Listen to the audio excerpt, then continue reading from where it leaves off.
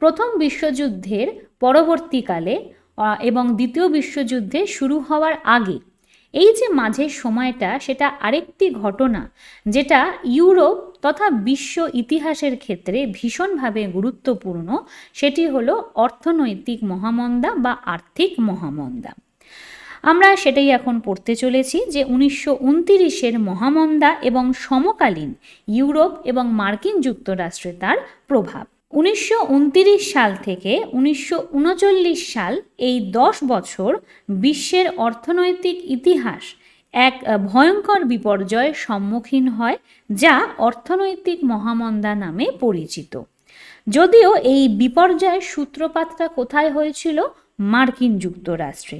কিন্তু তা সত্ত্বেও দেখতে পাই যে এর ঢেউ সমগ্র শিল্প জগতে বা সমগ্র বিশ্বের শিল্প জগতে আছড়ে পড়েছিল। সোভিয়েত ইউনিয়ন ব্যতীত, অর্থাৎ সোভিয়েত ইউনিয়ন ছাড়া কার্যত প্রতিটি দেশই বিশ্বব্যাপী অর্থনৈতিক সংকটের সম্মুখীন হয়েছিল। তাহলে দেখা গেল যে রাশিয়া কিন্তু এর দ্বারা ক্ষতিগ্রস্ত হয়নি। তো রাশিয়া বাদে মোটামুটি ইউরোপের প্রায় সব দেশই এর দ্বারা ক্ষতিগ্রস্ত হয়েছিল। এই অর্থনৈতিক মন্দা ছিল একটি অভূতপূর্ব ঘটনা, যা পৃথিবী আগে কখনো দেখেনি। এই অর্থনৈতিক মন্দা আমেরিকা থেকে ইউরোপ এবং এশিয়াতেও প্রায় ভূমিকম্পের মতন ছড়িয়ে পড়েছিল। ইউরোপের বেশিরভাগ দেশের মুদ্রা ছিল ডলারের দামে বাঁধা। ব্রিটেন, ফ্রান্স প্রভৃতি দেশ বিশ্বযুদ্ধের সময় আমেরিকার থেকে নেওয়া ঋণ পরিশোধ করত। জার্মানি মার্কিন যুক্তরাষ্ট্র থেকে ঋণ নিয়ে তার অর্থনীতিকে শক্তিশালী করবার চেষ্টা করেছিল। মার্কিন ঋণগ্রস্ত দেশগুলির এই অর্থনৈতিক মন্দার ফলে তাদের অবস্থা সবচেয়ে খারাপ হয়ে পড়েছিল। এর মধ্যে তো খুব স্বাভাবিকভাবেই জার্মানির অবস্থা ছিল সর্বাপেক্ষা শোচনীয়। অর্থাৎ ব্যাপারটা কি দাঁড়ালো?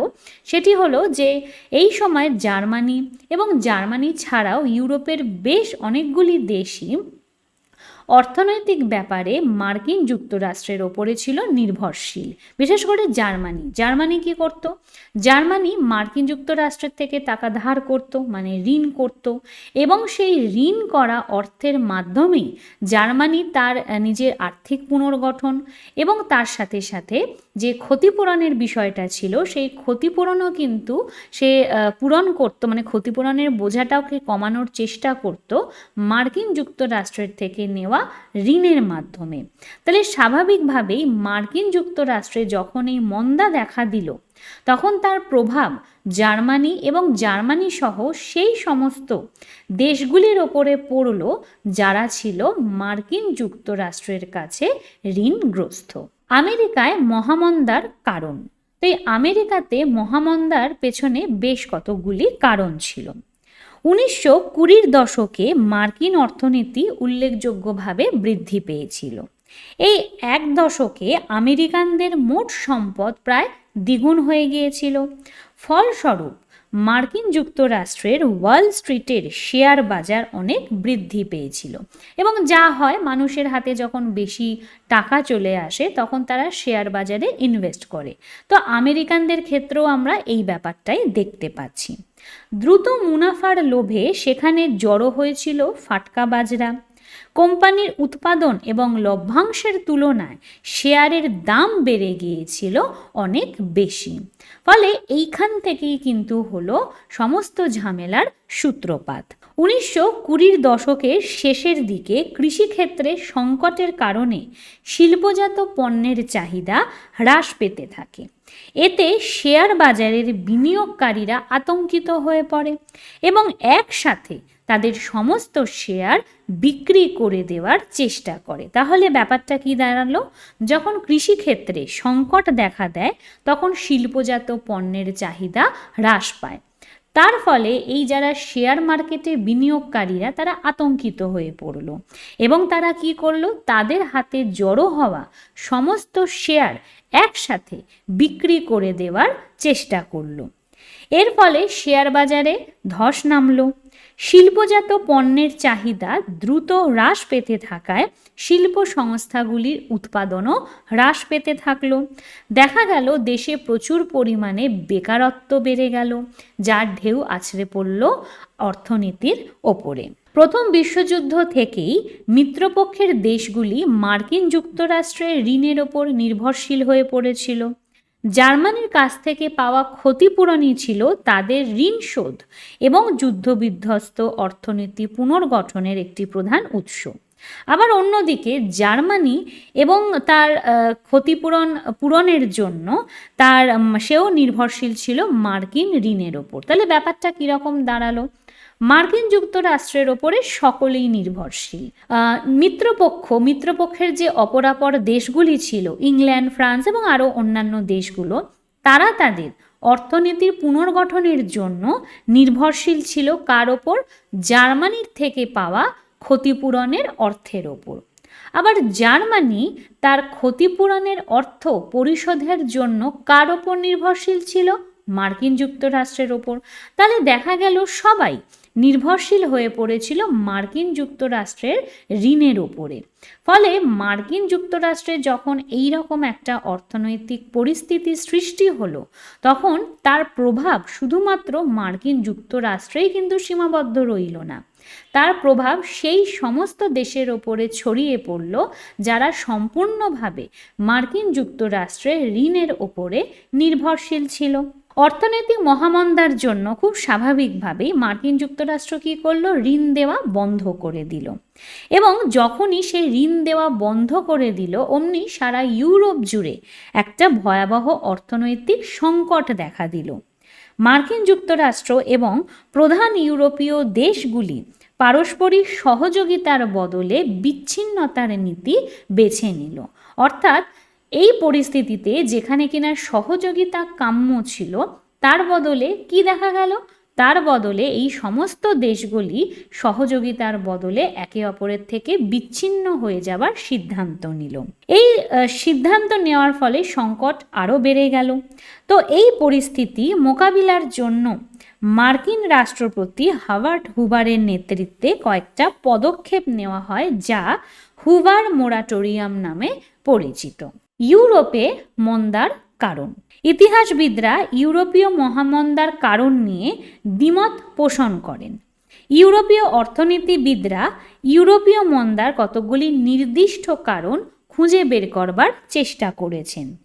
কিছু অর্থনীতিবিদ মনে করেন যে আন্তর্জাতিক বাজারে যখন সোনার যোগানে ঘাটতি দেখা দেয়, তখনই পণ্যের দাম হ্রাস পায় এবং আন্তর্জাতিক বাণিজ্যে বিপর্যয় দেখা দেয়। অর্থাৎ দেখা যাচ্ছে কি যে কিছু ইতিহাসবিদ মহামন্দার কারণের পিছনে একটা নির্দিষ্ট কিছু সূত্র খুঁজে পেয়েছেন।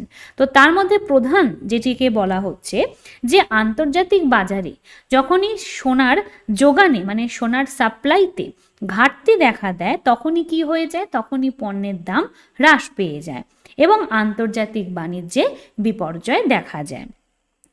এটা গেল বেশ কিছু ঐতিহাসিকদের মত। আবার অনেকে কি মনে করেন যে আন্তর্জাতিক বাজারে রূপোর যোগান বৃদ্ধির ফলে মানুষের ক্রয় ক্ষমতা হ্রাস পায় এবং আন্তর্জাতিক বাণিজ্যে এর প্রভাব পড়ে। তাহলে এক পক্ষ বলছে সোনার যোগানে ঘাটতি, আর এক পক্ষ বলছে যদি আন্তর্জাতিক বাজারে রূপোর যোগান বৃদ্ধি পায় তাহলেও কিন্তু মহামন্দা আসতে পারে। তবে এটি নিঃসন্দেহে বলা যায় যে এই দুই অর্থনীতিবিদদের পরস্পর বিরোধী দৃষ্টিভঙ্গি একে অপরের পরিপূরক ছিল। এই প্রধান মতগুলি ছাড়াও এই অর্থনৈতিক মহামন্দার পেছনে আরও কতকগুলি কারণ ছিল। কি? যেমন মুদ্রার অবমূল্যায়ন এবং বৈদেশিক ঋণ বৃদ্ধির মতন বিভিন্ন কারণে প্রাক্তন উদারনৈতিক ধনতন্ত্র ভেঙে পড়েছিল। 2 নম্বর, প্রথম বিশ্বযুদ্ধের পরে মিত্র দেশগুলি ক্ষতিগ্রস্ত হয়েছিল যখন কমিউনিস্ট রাশিয়া প্রাক্তন জারবাদি প্রশাসনের নেওয়া ঋণ বাতিল করে দিয়েছিল। অর্থাৎ কমিউনিস্ট রাশিয়া কি করেছিল? জার্মান প্রশাসন আরেকবার রিপিট করছি, যখন কমিউনিস্ট রাশিয়া কেন খুব একটা ক্ষতিগ্রস্ত হয়নি তার পিছনের একটা প্রধান কারণ ছিল রাশিয়া কি করেছিল, তার যে প্রাক্তন জারবাদি প্রশাসন ছিল সেই প্রাক্তন জারবাদি প্রশাসন যে ঋণ নিয়েছিল সেই ঋণকে কিন্তু তারা বাতিল বলে ঘোষণা করে দিয়েছিল। অর্থাৎ জারের নেওয়া সমস্ত ঋণ তারা অস্বীকার করেছিল। বিশ্ববাজারে সোনার যোগান কমে গেলে আন্তর্জাতিক বাণিজ্য ক্ষতিগ্রস্ত হয়। কৃষি পণ্যের মূল্য হ্রাসের কারণে কৃষকেরা শিল্প পণ্য ক্রয় করতে সক্ষম ছিল না। প্রযুক্তির উন্নতির সাথে সাথে কায়িক শ্রমের চাহিদা হ্রাস পায় এবং শ্রমিকেরা বেকার হয়ে পড়ে, কারণ তখন অনেক আধুনিক টেকনোলজি এসে গেছে। তার ফলে কায়িক শ্রম করবার জন্য শ্রমিকদের প্রয়োজনীয়তা হ্রাস পায়।